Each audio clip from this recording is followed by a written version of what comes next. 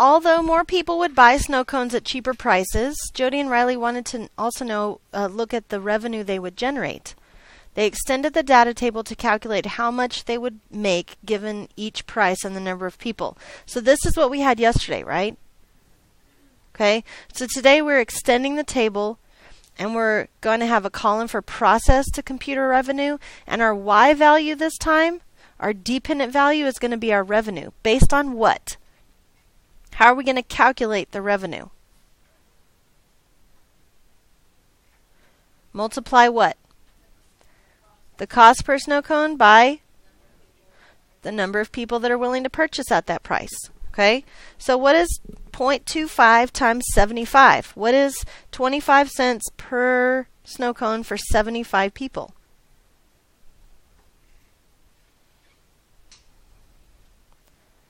$18.75. Yes, you probably should all have your calculators, yes.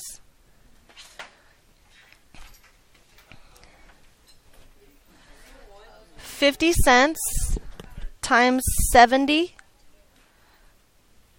70 people buying a snow cone at 50 cents each.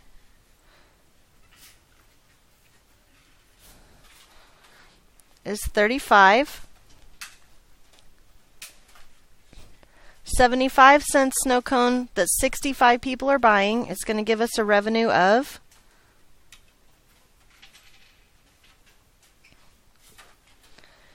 $48.75. Now, can you do this one without your calculator? $1 for 60 snow cones.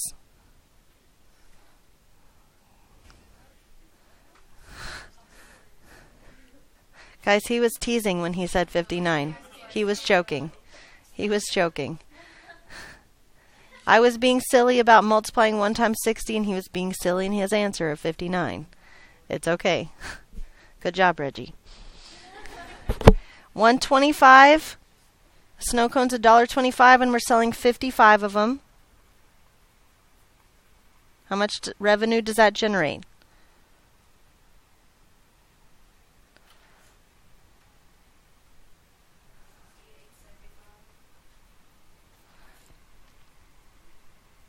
If we're selling 50 snow cones at $1.50 each,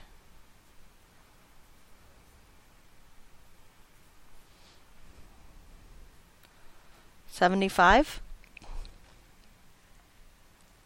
45 snow cones at $1.75 each.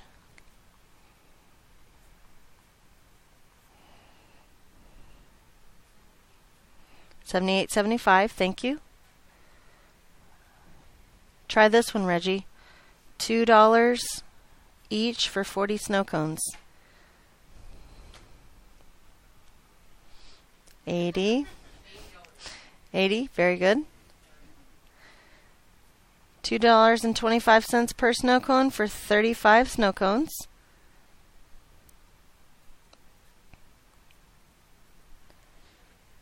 $78.75, good. $2.50 per snow cone for 30 snow cones. $75. $2.75 for 25 snow cones. $68.75. $3 each for 20 snow cones. 60, good. $3.25, oops, for 15 snow cones. 48.75. $3.50 for 10 snow cones. 35. And $3.75 for 5 snow cones. 18.75. Okay, so we have our table complete, yes? Now we need to construct our scatter plot. Oh my goodness. Today I will create a scatter plot. Let's do it. Yay! What goes where? The cost of snow cones goes on the bottom. On which axis? on the x-axis, so cost of snow cones.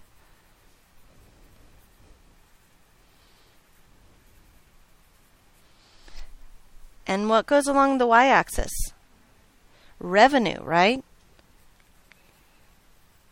Yesterday it was number of people. Okay? Today, this is the data that we use to get our revenue, right? So today, here is our x's and here is our y's. Does that make sense? How are we going to scale our x-axis? What are we going to count by?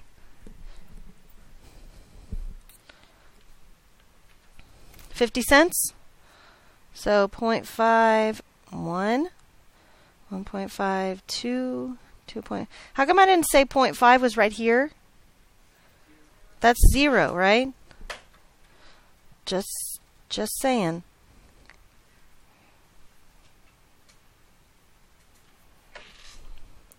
How are we going to scale our y-axis? Well, it's got to go by 0.5s because that's what I did my x-axis at. No? Wait, I'm allowed to scale my axes by different numbers? Ooh. This is what I'm not allowed to do. Watch this, please.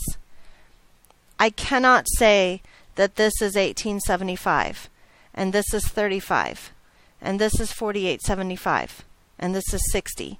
And you laugh, and yet there's people who do that because that's the numbers in the table. Okay? Please don't do that. Figure out these all are spaced evenly on the paper, so the values have to be spaced evenly, don't they? How do you want to space your values here? By tens? Is everybody okay with tens? Okay.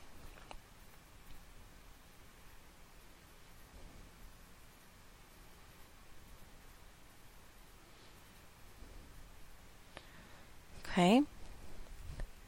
So now we start plotting our data, right? 0.25 is 1875. 0.25, 18, so almost to 20, right? 0.5 is 35.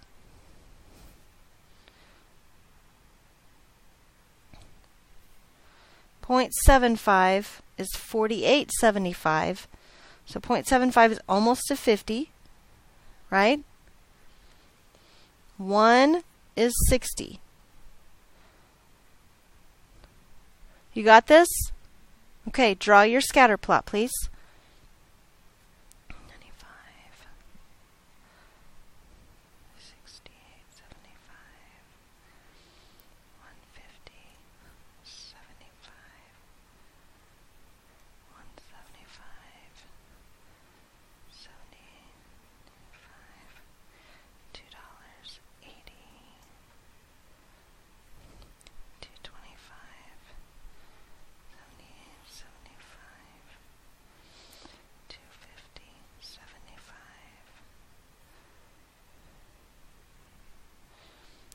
275, 275, 68, 75. $3 is 60. 325, 4875, 350 is 35, 375 is 1875. There.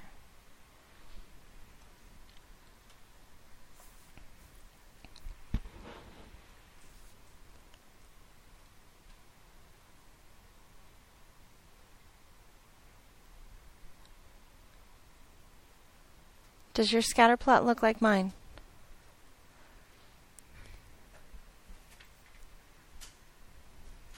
Any questions? Okay, let's look at the questions on the back. Number 11. What are the independent and dependent variables of this problem?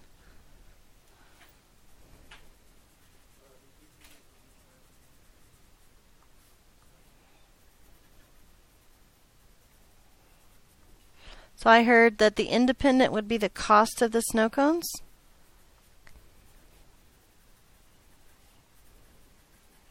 Give me 2 ways that you know that this is true.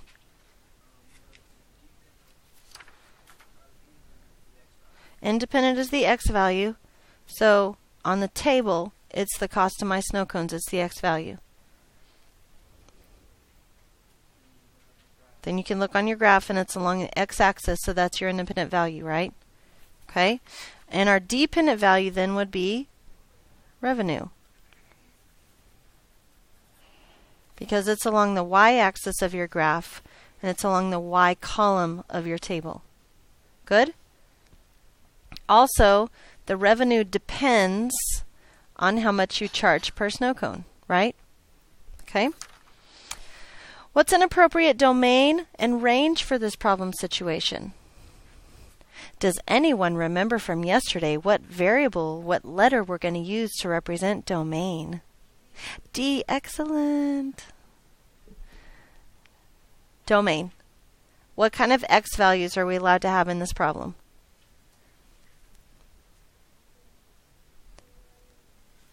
From 0 to 4. Whoops.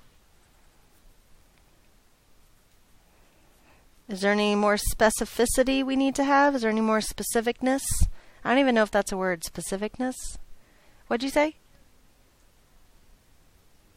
Counting by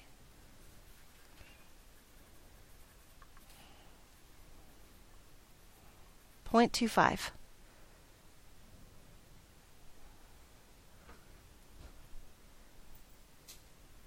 Very good. What about range? What letter should we use? R, yay! What's our range in this problem? What y values are we allowed to use?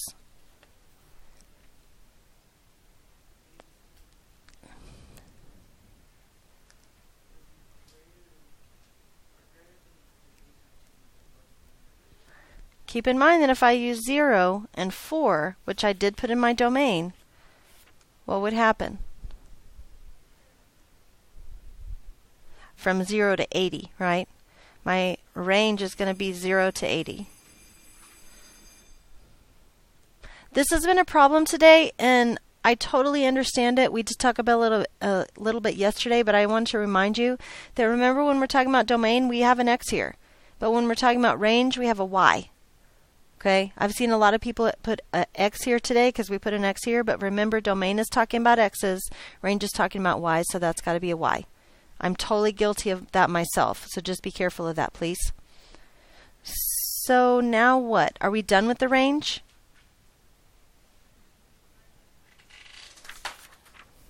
Do these values count by 5?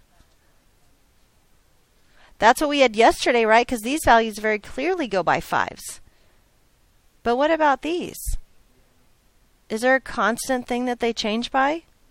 So do I need to do anything else besides, for my range, besides just close my little bracket? Yeah, I just close my bracket. Okay?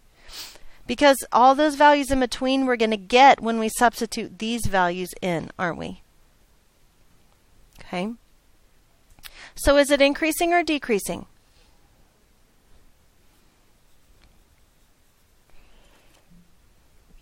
A class earlier put yes. Right? Because on the graph, can you show me where it's increasing? On the left side, right? Here. Now, is it increasing at a constant rate? Is that what the question asked, though?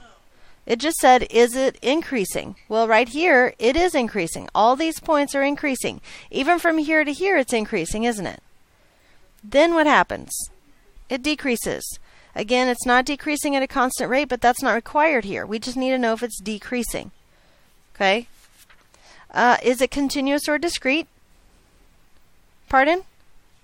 Discrete, how do you know that?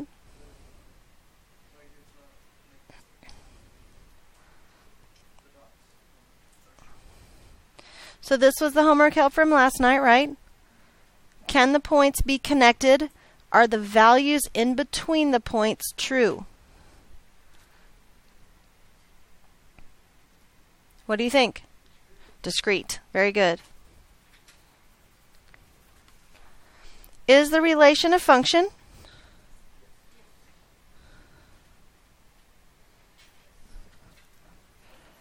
If it is, what parent function best describes it?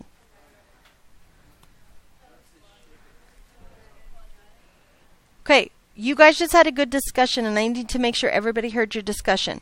One of you said parabola, and one of you said quadratic. Okay? The question asks what parent function best describes the data. The name of the function is quadratic. The shape it makes is a parabola. So if I'm going to correctly answer this question, my answer's got to be quadratic. Very good. Okay? Now we're going to skip 16 for just a second. We will come back to it. Don't worry. But jump to 17 real quick. According to the scatter plot, oh, we're interpreting the results. Oh my goodness.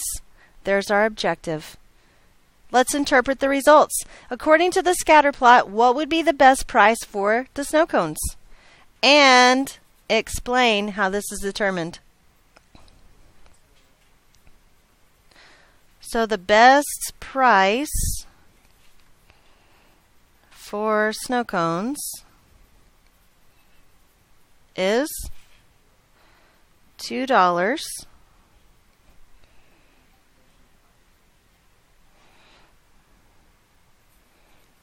So this price gives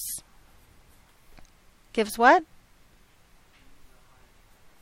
The highest revenue.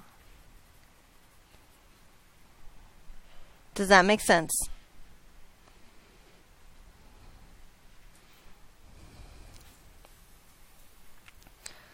I'm actually going to use the space under here to help us answer question 16. You ready for 16? Explain how the graph of the parent function would be adjusted to make a trend line to fit to the data. Now, if you don't understand your vocabulary, this is what you just heard me say. Blah, blah, blah, blah, blah, blah, blah, blah, blah, blah, blah, data. Right? Okay, so let's make sure we understand what we're doing. Explain how the graph of the parent function, well, remember the graph of the parent function of a quadratic looks like this, right? Close-ish. So explain how this graph would have to be adjusted, changed, to make a trend line. Are we okay with that? Fit the data. Well, right now, our data looks like this. I know it's not connected. Pretend with me for a second. Okay? So how do I make this become this? Well, if I transferred this parent function into the scale that we used on the front, it would mostly look like this, right? Real wide. Just because of the scale that we used. So how do I make this parent function become this shape? What's the first thing I have to do?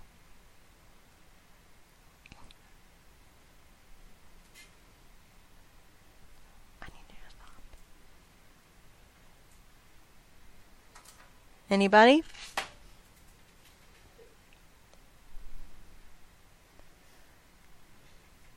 What direction does this open? What direction does this open?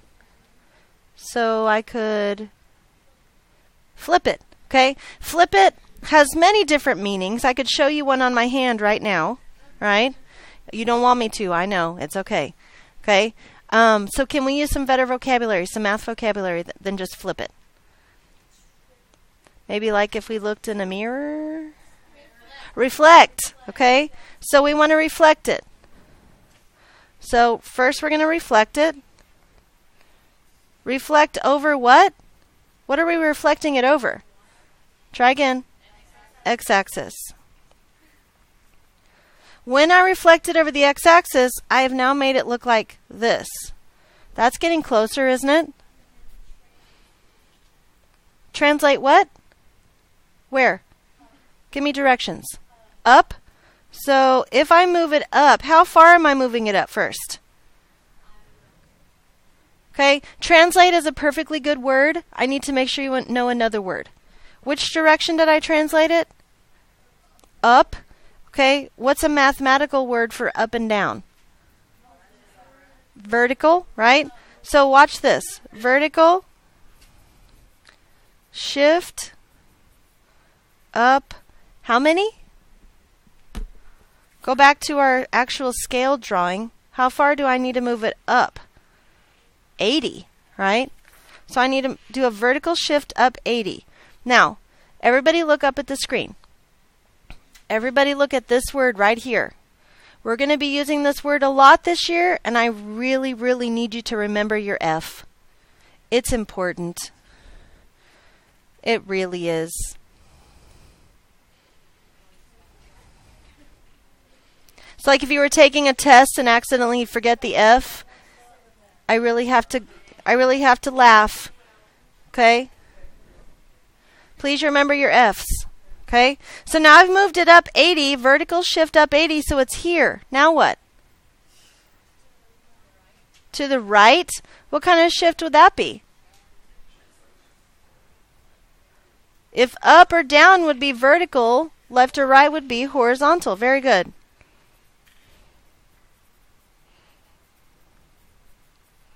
How many? I moved it to the right, correct? How many? It was here. Now I moved it over here. 2. Okay? So horizontal shift right 2. So that puts it like here. What do I have left to do? Make it smaller. How? Squeeze it. Okay? Now, that's obviously not a mathematical term. Squeeze it. Okay? But depending on the situation, we're going to put both vocabulary words over here just so that we can have them in our brain. But depending on the situation, depending on the math, the equation, we are either going to compress it like this. Wouldn't that make it squashed? So it's either going to be a compression, or what would happen if I kind of held on to this and took the top of this and just pulled it up? Wouldn't that make it go smaller that way as well? So we're going to call a stretch. STR. So it's either a compression or a stretch. That's how we adjust the parent function to make the trend line fit the data. Any questions?